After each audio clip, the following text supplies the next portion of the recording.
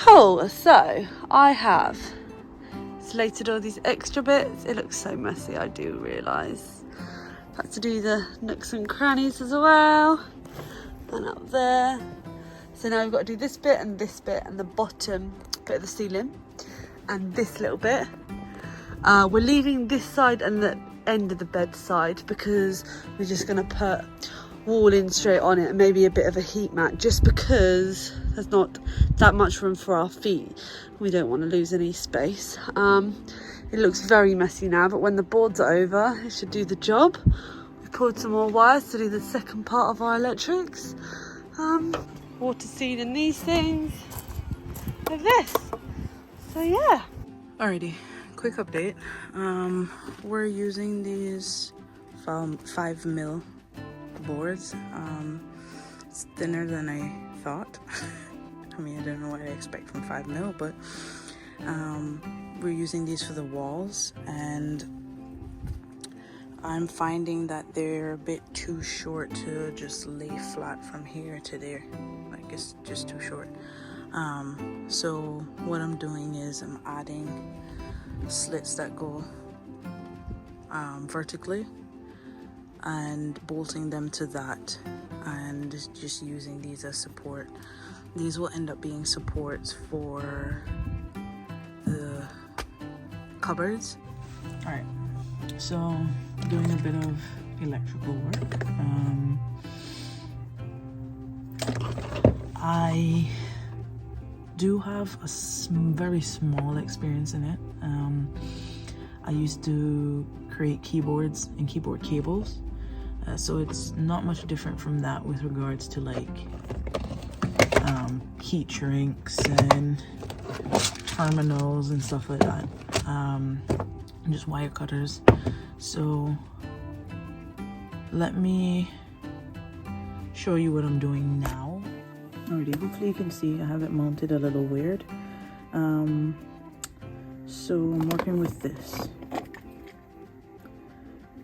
So let me, I've used this just because this outer sleeve is thick, and I have experience, like I said, with cable making, so I'm pretty comfortable with using this. My suggestion, if you're not comfortable with using a blade, because once you cut these inside wires, they become unusable, or dangerous I should say, because it's exposed wire. So don't use it. Use a wire stripper that can manage something of this size. So anyways, let's try it. So let's get an idea. So this goes on this up here. Split it a little bit deeper. I'm not too worried about cutting this, just because it'll cut off anyway. Yeah, once it's perforated, it comes out pretty. You have to use small pliers just because it hurts my fingers. My fingers are sore this morning.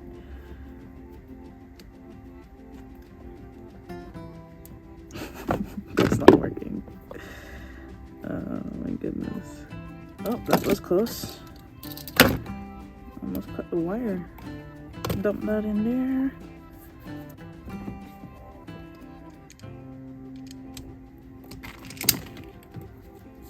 Slightly bigger.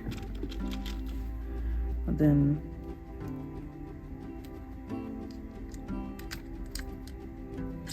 I think, oh, that's too small.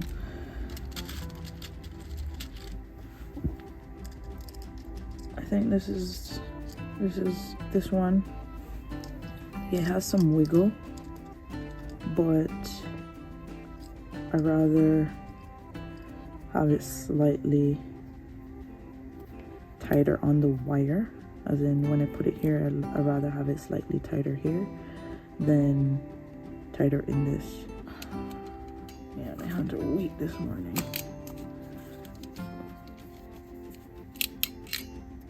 Yeah, I was just holding it the wrong way. Ha ha ha.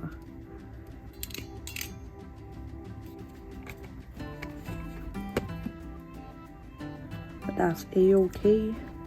So I just measure it a bit. I want it to come up through the gray, so put a line.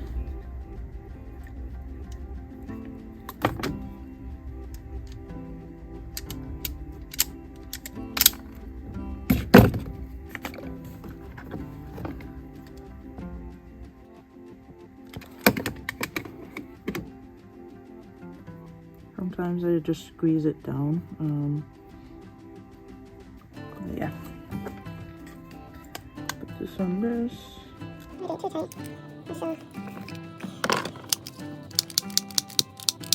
the reason why I'm warming this up is because it's hard plastic, and the hole was a bit small. So some of this plugs into this. This then goes to I just did this bit, but basically what you need is some form of terminal crimper. This one came with this on Amazon, so they came together, and the idea is you take one of these terminals, stick it on the end of a wire, and then it's this item. Let me see if I can get it into focus. Yeah, it's this that goes into the hole. When I say hole, I mean into one of these, and then the screw screws into it, and it'll keep it tight. So you'll need this to squeeze that onto the wire. Wire cutter. This one, I saw quite a few people using it, and I was like, you know what, let me get one, because even if I want to start back with the mechanical keyboard type thing, this would be useful. Basically, you slip the wire in. I'll try to show you in another part because I'm trying to hold the camera as well, but I can't show you. So you slip the wire in into this piece here, and then you just clip it, and it separates this blue piece from the wire. You have simple ones like these where you stick the wire in, turn it around multiple times, and then it'll just cut the wire. Cut it deep enough where it doesn't cut the actual wire inside, but the seal around it. I use these, but I mean, you just need a flat or Phillips head screwdriver, and heat shrink tubing. I got this from Amazon as well. It comes with the different sizes. So the idea right now, what I'm working on, I've cabled this. I've done it properly. It comes here and it goes to this Y splitter. The Y splitter diverts the power into two places. One to a switch that's connected to both the mains hookup and the inverter. The reason for that is when we hook up to a campsite, we can flip it, flick the switch, and I'll show you more when I go through and wire that up. But you turn the switch and you can only activate the mains. That way your inverter doesn't draw any battery power. And the other one goes to that battery charger that's mounted there. So when it's plugged in to the mains, we have the option to charge the battery as well. Alrighty, so I'm trying the RCB unit. No clue what I'm doing because this thing didn't come with instructions. So I'm just trying to figure it out. I have some instructions on my phone, but I'm recording by that. Great. So we'll see. We will see. We will see.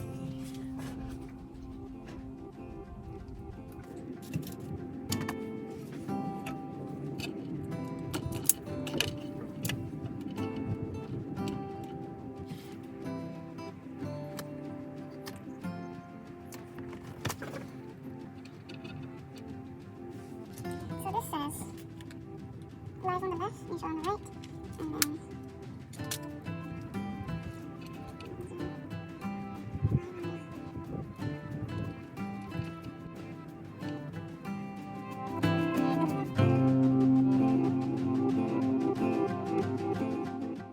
so they're saying that you press up for 3 seconds to show that it's full. Okay. But it's not going to be charged yet, is it? It's charged. Maybe it's not. The capacity is 340. So it's saying that you should. Yep. There you go. This is the remote for it. So hopefully the light turns on. And we're just testing everything, right? So don't look at safety and all of that. This is not going to be staying like this one. So this is a rotary, a cam switch. This just allows us to switch between mains and then the inverter, right? So when we do this, I don't know if you want to look at this. When you look at this, it should. What should go up? Should the A go up? I don't know. So that means it's switched on to the inverter, right? That's there. How do you know that? Because I wired it that way. So we've connected the DC to DC charger to the battery. So I'm just tightening up the bolt now. So I'm gonna start the van and you're gonna go with Lauren to see if the charger turns on. So we turned it on, nothing happened. Lauren was like, what's that red switch? What's that red switch? This. The breaker isn't connected. Have you turned it off? Yeah, I turned it off. Cool. The breaker wasn't connected, so let's try this again. Switch it there. So when we switch it, Nothing should spark, should it? nothing should spark, but there should be a light.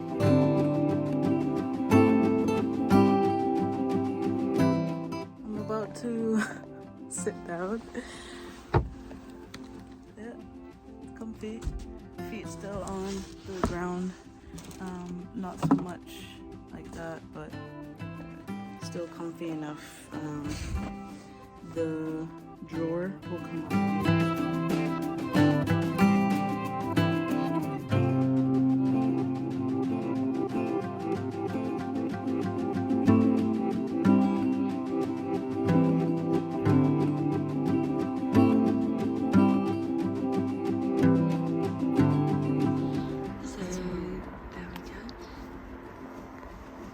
Very pretty. It goes on a little bit more. And yeah, you can see all Jaleesa's hard work is down there. She's a boss. It will be tidied soon. Yep.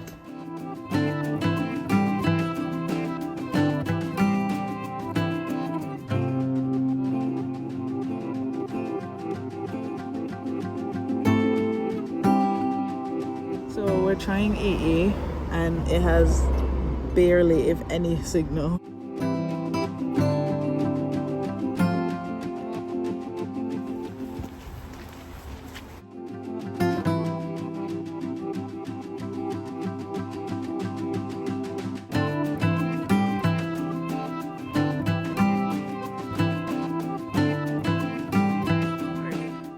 So we're doing a bit of a rewire.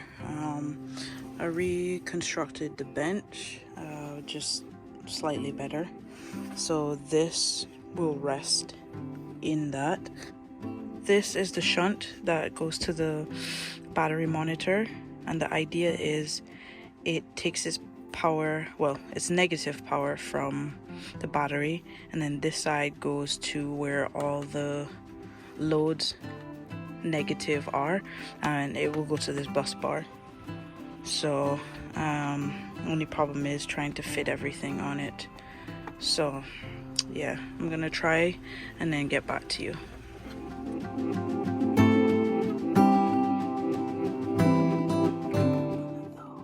Like and subscribe. If you like the video, Comment down below. and if you didn't like the video, like and subscribe. Shall I stop it now? Yeah.